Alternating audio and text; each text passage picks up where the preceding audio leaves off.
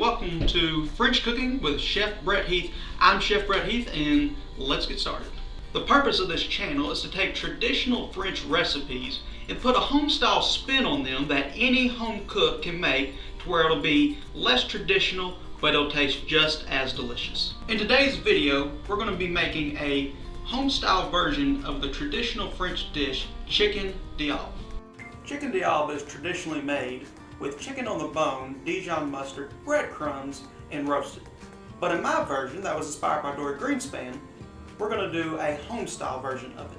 Some of the key ingredients that you're going to need is whole chicken, Dijon mustard, white cooking wine, and heavy cream. This recipe usually takes about 20 minutes to make.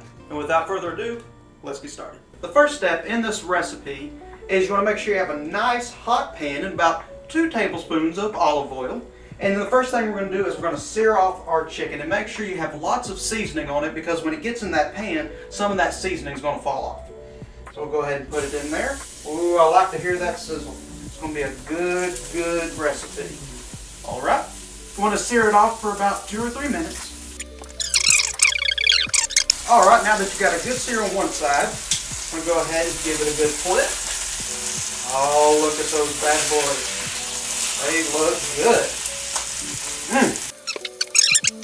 Alright, now that it's been seared on both sides, look at that bad boy. That is good. Next thing we want to do is we want to put them in some foil. Depending on the thickness of your chicken, it can kind of be different how much you have the oven set to. I have it about 375, 380. And the reason you want to put them in a little bit of the foil is because when they cook, all that juice is going to be held on the inside, and then we'll add that to our sauce, and it is good. Alright, I'm going to take these, go ahead and open up the oven and put those in there. And then next, it'll be our sauce. Now, once your chicken is almost done, about 5, 6, 7 minutes before, because every piece of chicken is going to cook a little differently depending on the thickness, but just give it a quick check, and when it seems like it's almost done, that's when you want to start on your sauce.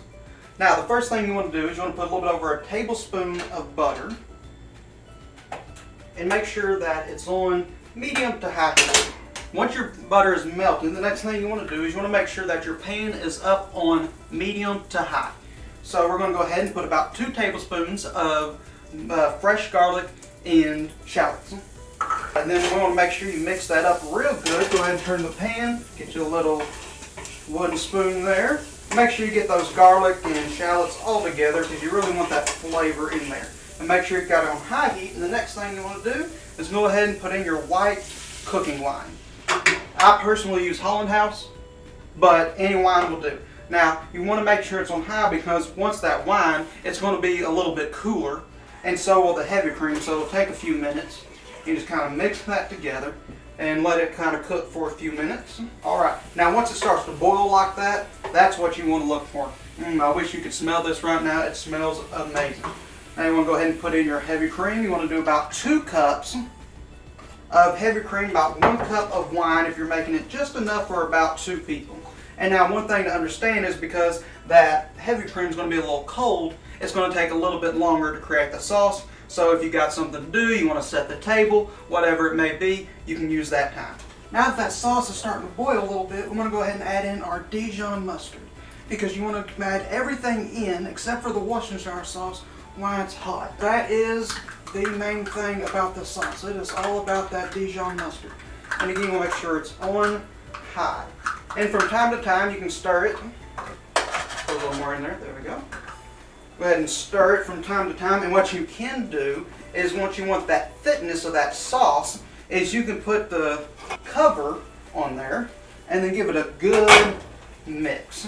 And if you need to, you can always turn it down just a little bit if you're worried about, if you're in a smaller pan or you're worried about it boiling over or something like that. But this does take a lot of stirring. Once that sauce begins to get real thick, and look at that, you got that nice color on it, that's what you want. And at this point, you can go ahead and add a little bit of your Worcestershire sauce, or Worcestershire, however you say it. And then you can go ahead and turn everything down or off. If you are still waiting on your chicken, you can always just put it on low. But once it's done, you can do that. And the great thing that really adds extra flavor with this is the reason you want to put your chicken in oil lock or in full lock. That is because you can put a little bit of that extra in there, and boy, oh boy, does that intensify the flavor like you wouldn't believe. Go ahead and mix that up right there. And you see now it's got that nice color, that thickness to it. That's what you want. Give it another quick stir, and then the next step will be plating. Now, one of my favorite parts of cooking, aside of the eating of it, is the plating of it. And anytime you plate, one of the best things to use is something white. And the reason you use something white, a white plate, is because it really allows the colors of everything else to kind of pop. And for something like this, you can just simply put the broccoli right there, or if you have another vegetable or something that you'd like to use as a side, and then you just dice up your chicken and you just put a little bit of sauce on top. If you enjoyed this recipe, it will be in the description, and make sure you like and subscribe to our channel. And remember, the most important ingredient when it comes to cooking is love and passion. God bless, and have a great day.